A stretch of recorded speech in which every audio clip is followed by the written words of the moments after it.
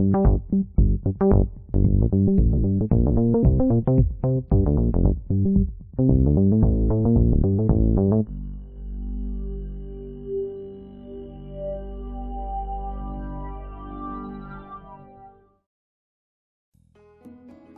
the way, everyone, in the following little video, you'll notice a bizarre window frame. I've just been experimenting with transparency and color and thought it looked rather neat. So that's why it's there. It has absolutely no redeeming value except it's got color coming out of everywhere. If you find it displeasing or distracting, let me know and I won't do it again. Okay, now on with the rest of the video. Hello everyone, my name is Patrick Clark and I run the blog notesintheleftmargin.com. This is a companion video to an article I entitled on the blog, Perception Throughout the Ages, and this is based on a real-life ongoing event, so the article and the video are likely to evolve. The article will get more detailed. The video will be one of several, I suspect. I had the opportunity a few days ago to work with someone who is quite elderly and who has decided at the age, I believe, of 93 to try to learn Windows 11 on a laptop. And they are having a great deal of difficulty, and it's not because of intellect or physical limits. It's basically, in a nutshell, the frame of reference, their very perception. They come from a world that is very physical. You pull a lever, the lever pulls something else that causes something else to happen, and ultimately you have an end result. Well, anybody who's known computers for a while, it realizes that they're becoming more abstract. And the whole idea of feedback is changing. This individual, this person, likes physical feedback. They do not like the touchpad. As a matter of fact, the touchpad drives them crazy. So we'll be getting them a mouse next week. But to give you an example of how difficult the learning curve is for them, because they deal in real world items as opposed to icons and taskbars and things like that, which are just visual representations of functions. Just trying to describe to them what a drag bar is. And by drag bar I mean the section of a window that you click and hold on the symbol and then drag it up or down and your screen scrolls accordingly.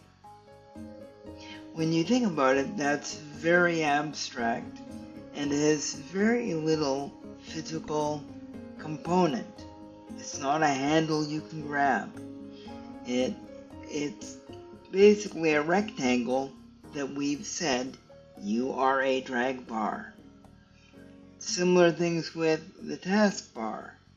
We talk about the taskbar, and it doesn't matter what Windows or operating system you have, they all have some version of a taskbar. We talk about it like it's a physical thing. But it's only because we're immersed in it. Our perception is keyed to this point in time. And that has real implications in the future, in the past, if we don't keep adapting. When I was instructing this person, we had to go all the way back to not only what is an icon, let's say on your desktop, but the very concept. And it was difficult to figure out what to anchor this to for them so that they could go, oh, I get it, right? Because when you're trying to describe an icon and they only see the computer screen as a single image, think of it like old school TV. It's not sectioned off. It's a single image, regardless of what it is. It turned out to be really quite challenging, and it's going to be an adventure. But how do you describe an icon? And let's just stay with an icon. Let's say we're opening up a browser. How do you describe that to an individual who has no frame of reference? I think we got it through. Now, whether it will stay with them, I'll know next week. But this really got me thinking about how perception has changed throughout the years. You go back less than 100 years ago, and if you look in every science fiction story, they all had vacuum tubes. Because that was their technology. And if you go back a little bit further, we get into big brass submarines and steampunk-ish kind of things. So even if they're dreaming of technology, they're dreaming of it based on their perception of their world they're in. And this has really intrigued me. The article on the blog will go into it in more detail over time, but I just want to put this out there as what are some of the things that mold our perception today? Especially the ones we take for granted. Because if those change, if those frames of reference change, then it could be quite challenging. And this one visit the other day with this individual really woke me up. It was really quite a shocking moment when I kind of went, oh, I see the problem. There are no references. Indeed, when they were trying to use the touchpad on their laptop, and I was saying, go, move your mouse toward the top of the screen, their finger on the touchpad was going more left to right. Now, I'm not sure why, and I would correct them on it, but within minutes they would automatically revert back to left to right, and of course the mouse was doing everything else except what they wanted.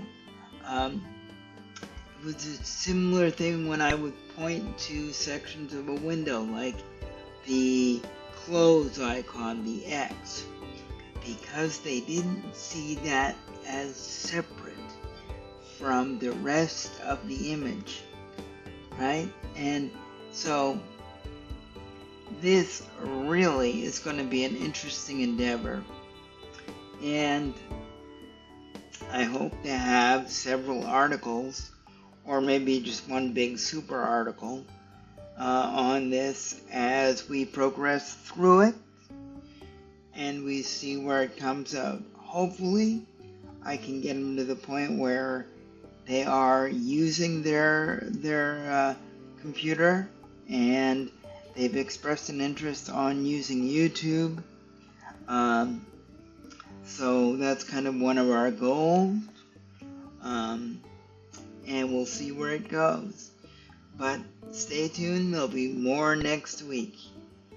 For now, my name is Patrick Clark, and I run the blog notesintheleftmargin.com. And please feel free to drop over there, leave a comment with the companion article, or one here on YouTube, whatever works for you. And yeah, that's it for now. Signing off until next week. Bye-bye, everybody.